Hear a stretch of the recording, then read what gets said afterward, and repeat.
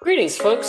This is Scott, and you're tuning into A Woman's Place, the podcast where we break down all the policies and politics that affect the 51%. That's right, women are half the US population, and Ashley and I are here to give you the facts about how today's events are affecting them. Find us on Spotify, Apple Podcasts, Amazon, YouTube, or wherever you get your podcasts. Good morning. Ashley Brown. How are you? I'm good, Scott Osborne. How are you? Excellent. Hey, how's that knee doing?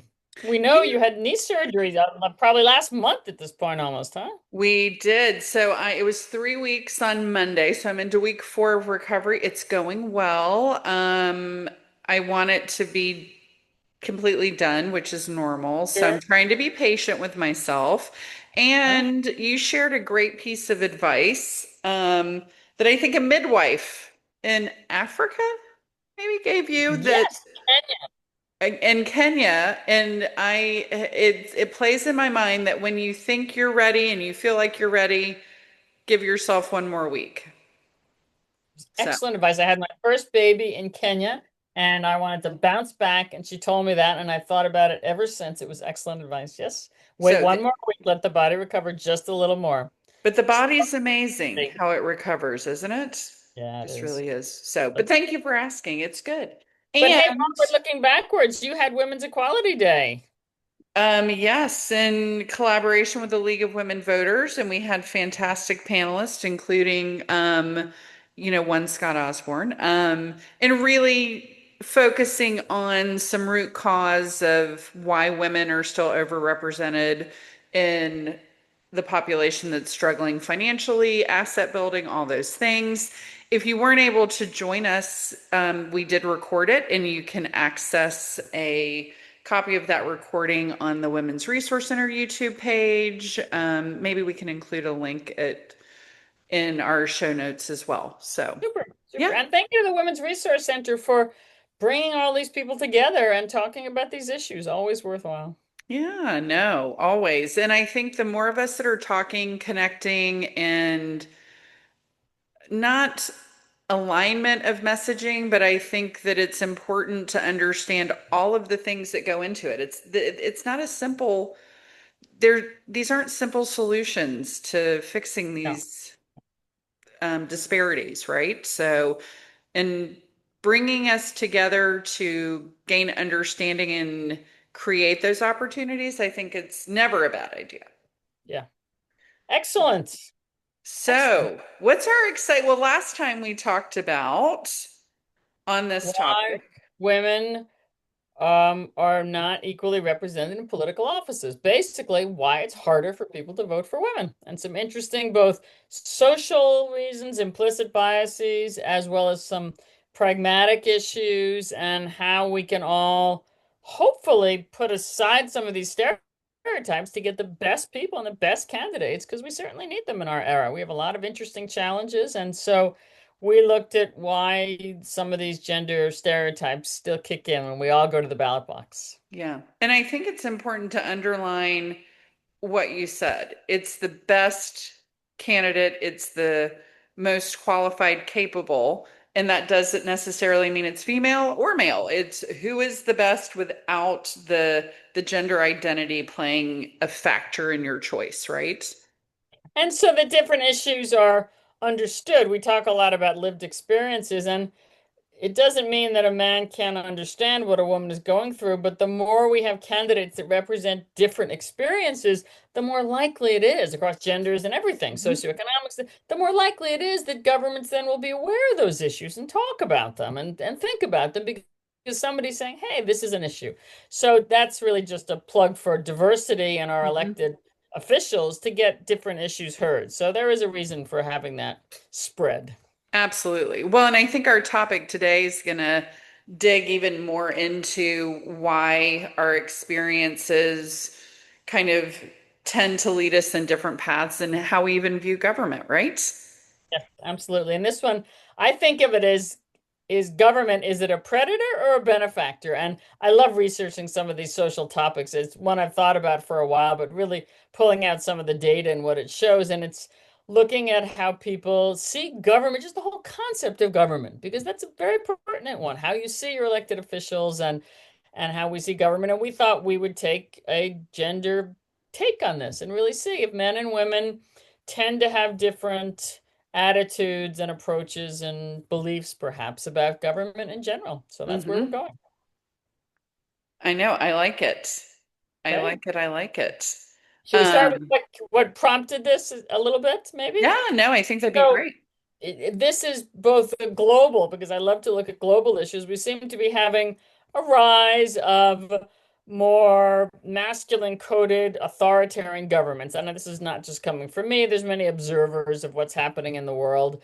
And at the same time, in many countries, and this is certainly in the US, if we just focus on the US, we're also in sort of an anti-government mood in the US in particular now. And there's examples for both of these. There's certainly examples for our more traditional masculine posturing. We have the White House elevating pro wrestling. We've had this spectacle a while ago of Trump and Musk. I'm sorry, Musk and Zuckerberg challenging, of course, the heads of Tesla and all of Musk's enterprises, and Zuckerberg, Meta Enterprises, and Facebook challenging one another to sort of a brawl, very sort of middle school oriented, Right. if you remember that one. We have Pete Hegseth, our Defense Department secretary, exhibiting a lot of physical prowess as if to suggest that that's what's most important, doing his push-ups, and we see his half-naked body with his tattoos. So what many people call is very traditional masculine. Vance talks a lot about really almost neo-patriarchal roles, about traditional roles for men and women. So a lot of that is kind of bubbling up in the current era in the US, and at the same time we're in a very anti-government mood. We have Hmm. eliminated entire agencies. We had the whole spectacle of Doge cutting everything that was seen as unnecessary or wasteful. So it's a very anti-government mood at the moment. Get rid of regulations, get rid of departments. And it occurred to me that this is not a coincidence. It's not just like, well, this is 2025, so these things are happening. So that's kind of what kicked off this little exploration of where we are with it. So I wanted to look at two things. What men's experience tends to be with government, and what women's experience tends to be with government. Hmm. Ready? Got Ready. to do. Okay. So first, the caveat, of course, these are generalizations. They do not apply to everyone. There's many variations, and people see government certain ways for a lot of differences. Hmm. But we do pick up some gender differences in general. So men are more likely to be raised with social experiences that they should be independent, that they should be self-reliant, that strength and personal responsibility are important to them. Men tend to be more socialized to be against collective things. This is sort of the independence. Do it on your own. It's a strength. It's seen that way. Hmm. That also translates a little bit into a kind of anti-authority. You've got to figure it out on your own. Hmm. You might say some of these are helpful at times, but they could be harmful at times. But this is how boys really tend to be socialized. Um, Another factor is that men are far more likely to own businesses. Do you have any idea how the gender breakdown is for small business ownership in America? Um, I got to see the research, but I'm gonna Oh, let you tell. okay. So, see, I Yeah. can't guess. That'd be cheating. But I was surprised. Yeah. So men own approximately 68% of small businesses. They own and Hmm. run. That's a huge majority. Women are about 22%. Hmm. So men are more likely to own and run small businesses. Great, you might say. So what is their interface with government because of this? This means that they're more likely to see things like government regulations. You Hmm. have to do this because of ADA or OSHA, etc., or EPA. They're more likely to interface with government on things like taxes, okay, what they have to pay or don't pay. So that's often the way they experience government. It's just more likely to be. Um, Men are also more likely to be raised, and especially white men in this country, more Hmm. likely to be raised with a sense of entitlement that the country is made and the rights of the country are theirs. Nobody has to tell them this. It's just part of our society. And they see government as more likely to be infringing on that. There's a long-standing tradition of battles with the government about lands in the West, for example. We've had land rights forever. Numerous other issues. Men are more likely to see the government as infringing on what they see as their birthright. Again, this isn't always intellectualized, it's just the way we've raised men. So there's some Mhm. social norms that really translate. So the conclusion of these kinds of things is men are more likely to see government as something that makes them do things, regulations, taxes, burdens, or perhaps threatens their rights and interests because they are entitled to some, And you threatens know their what? personal liberties. The COVID era Yeah, and the lockdowns and the all of that really exacerbated that you're going to tell me how I can run my business or do my business. So I mean, I think you saw a huge spike in that exactly. piece. Exactly. That kicked off a lot. And Hmm. again, we'll get to this later about why we all need small businesses, but Right. just meant that that was the position that was more likely to be men's lived experience. So that's how they, and let's just take that at face value. That's correct. That's how they see government. But what I found was so interesting was what is women's lived experience, again, more likely, in general, likely to be? It's very different. We've just Hmm. said they're far less likely to own a small business. Hmm. They're far less likely to be CEO. So they don't see this notion of perhaps regulations and taxing authorities telling them what to do with the business, far Hmm. less likely to have that lived experience. They are socialized in general, from little girls on up, to be more aware of a collective. What is everybody else thinking? A community, a caring about other people's feelings and well-being and welfare. What if somebody doesn't have enough food or they're injured? Women are socialized to look out for those things, whether it's Hmm. grandma's needs in the nursing home or whatever. We tend to have that reinforced in us that that's your baby to look out for other people's needs, not so Right. much my rights, my desires. That's not typically female. Women also are more like, yeah, you want to say something? I Well, bet I you don't know. do. I'm going to let you finish. I want you to finish that sentence because it might be what I was going to ask. Go. And Benefit, benefits. that's exactly. Yeah. Women are more likely, for a number of reasons, more likely to get the government benefits that people see. I wouldn't say Hmm. all government, Hmm. but people see. So things like Social Security. Hmm. Women live longer. They get more Social Security for longer because of that. They're more likely to need some of our assistance programs, Hmm. Medicaid, Medicare, SNAP, WIC.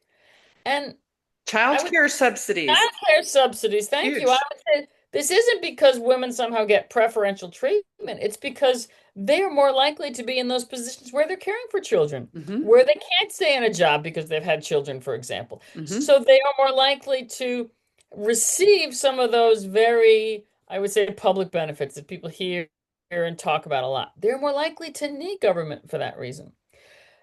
Women also see government a little bit more as a defender of rights that they don't have automatically. Hmm. Women, without government intervention, women wouldn't have any kind of guaranteed leave for maternity when they have it. Right. We wouldn't have some of the protections that we assume. Reproductive rights, as we've seen, government can take them, give them, not, depending on where we are at any given moment. These Right. are things that women often feel deeply. Workplace protections, anti-discrimination, that's flown through. So again, even if someone hasn't personally experienced, let's say, an anti-discrimination issue, we have a greater sense in general as women that government is going to protect those kinds of things that we need.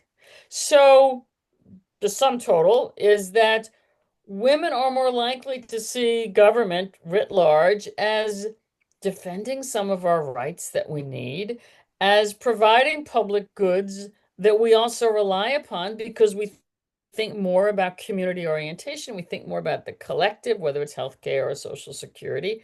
And we see the government as not just supporting individual rights because we're looking out for everyone in general in our socialization. So, big picture with all this is we're more likely to have different lived experiences, literally, vis-a-vis government. Hmm. So that translates sometimes into how it affects our political office, how it affects how we see government, how it affects what government is doing. So the fact that we currently have a very gender-coded masculine government in general now, which is also very anti-benefits, anti-departments.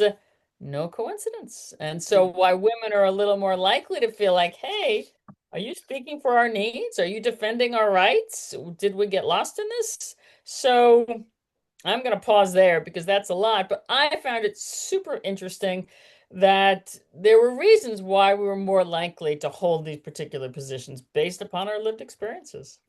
Well, and I think that, again, the opportunities we have outside of our conversations in this podcast and those that are listening is when you choose to see things as, oh, that makes sense on why that perspective might be there.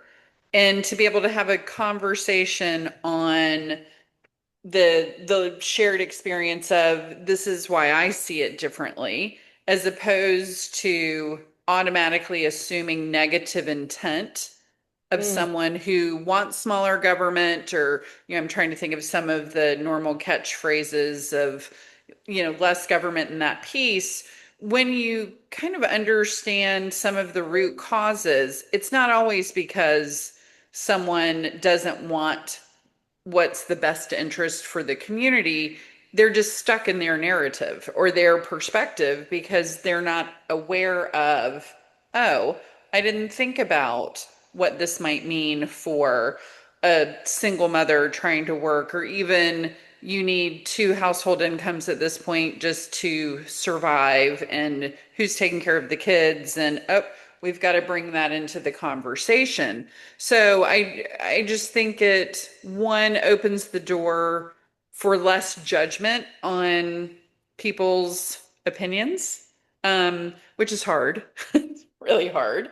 But then also the importance of why it matters that the people that we elect do have broader perspectives and understand what the needs of the overarching constituents and community are, right?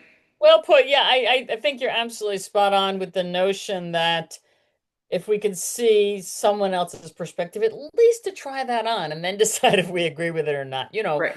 We can't understand someone until we've walked a mile in their shoes. Right. If, and I have people who have different lived experiences in this, and they'll tell me about it. I'm like, oh yeah, I can see that. And vice versa. And I was explaining this to a friend when I was doing some of the research, and I said, it would be so helpful if we could see that. So if I don't run a small business, but I have some insights into what it's like, that's helpful for me.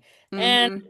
if the man who's running the small business hasn't thought about how he wants his mother or his grandmother getting Social Security because she's gonna live 15 years longer than his dad, and that's something, that example. Of course, we both want those things. Right. But we have to be open enough to hear one another, certainly, and be open enough to compromise. Currently, many people feel compromise is weak, and that's unfortunate. Compromise and being willing to say, maybe the truth is somewhere in the middle, um, might be advantageous for all of us. Ooh, I like just challenging people to rethink compromise and that really nothing happens without it. Yeah. Well, certainly in this country, we're so diverse. Right. But it is a good reason too, just to go back to what we talked about last week about elected officials, why having a diversity of lived experiences in our elected officials is more likely to yield policies and practices that reflect all of us. And I mean, that's one of the reasons we do this podcast is so that everyone's perspectives are heard. So if we do have a diversity in elected officials, Mm-hmm. it in theory means we're bringing all those experiences to the table, and that's usually a good thing in our country, which is very diverse. Well, and the other thing that I'm just going to make you say again, is studies, research, data, all of it shows that, and you say this exactly, I will butcher it and you'll fix it, of when women are participating in all aspects of the economy, the government, etc., that the society stronger, more productive, more successful. And that's an important thing to keep in mind. When we're all participating, it's better for everyone. Better. We all do better, absolutely. And we have greater understanding of where people are coming from. And I think, again, this is one of these things that, most people really want a lot of the same core values, core ideas, but currently so much is pulling it apart. But I agree. Well, if everybody can participate, it is so much better. But back on your data, I want to put in one plug, and I'll put this in the show notes. There's a fascinating book called Invisible Women. Hmm. And this is super data driven. It was the best business book one year of, I don't know, The Economist or something. And it looks at the history of how policies and practices and governments and economies and everything from sidewalks and mass transportation and why pianos are the size they are and why we have a brick for bricklaying that's the size it is because of who was in the room, let's just say, when they all got created.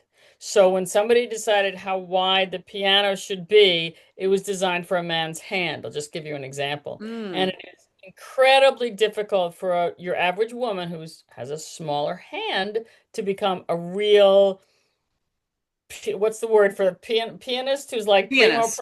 pro? Yes, Yes. something. So it will be very, very hard because the size of the keyboard is not designed for her hand. The size of bricks, which are standardized, was designed for a man's grip. Hmm. Uh, Mass transit in most cities was designed for the commuting practices of men when they first went to work, not the women who tend to commute differently. I could go into that at great length. I don't know where our time is today, Ashley, but this book, Invisible Women, talks about it. And it basically says these things have been woven into the fabric of our societies when men were in the rooms, not because they wanted to exclude women, but Mhm. that's the only people who were in the rooms at those days. This It is history. was. Yeah. Well, and even safety practices for automobiles, Yes. airbags, all of that. Yeah, there's still a movement to take into account women's frames, the physique just being different. And again, that underlines the socialization has been consistently in gender boxes and what's appropriate for men, what's appropriate for women. And I think that I downloaded that book because when we talked about it, I'm really looking forward to diving into it because, again, if we're not in the room and we're not at the tables where decisions are being made, thank you, Ruth Bader Ginsburg. I mean, it's just imperative that women have a voice or a family perspective at the table.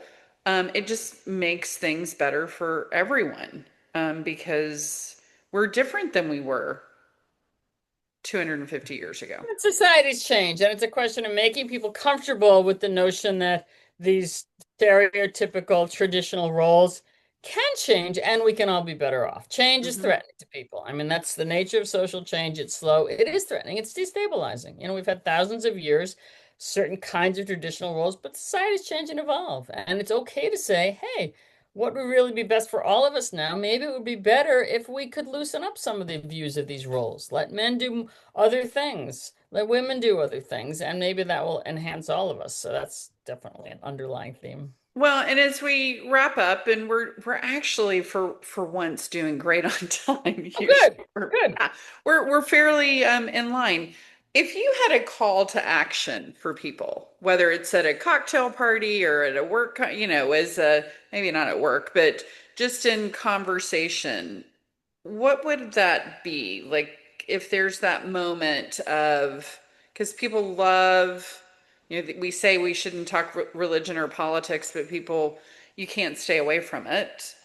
Um, what would the call to action be on neutralizing and having productive conversation around something like maybe Doge?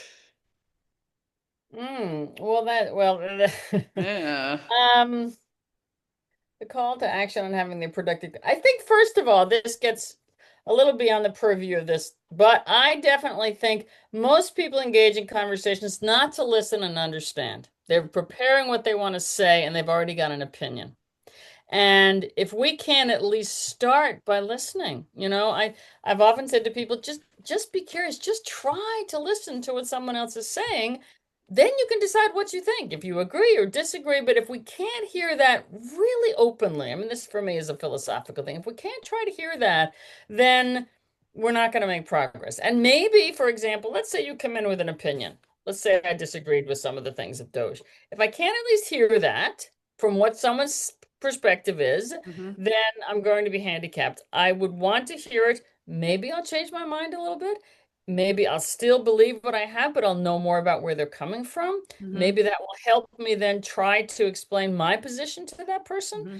But we don't often go into conversations to really be open. Our defenses go up. We very much want to protect what we think is important to protect, whether it's our positions or, and I would say just on the gender norms, patriarchies have been around for an estimated 12,000 years. That's kind of what, in societies, and that's an interesting other conversation. And so change is destabilizing to people. Social change is slow. And I'm not at all just sanguine that we should do nothing. I think we should keep working on it.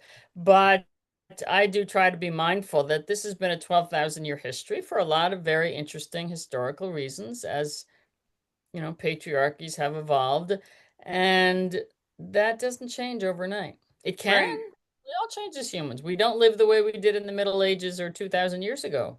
Reminding people that change can be okay, change can help us.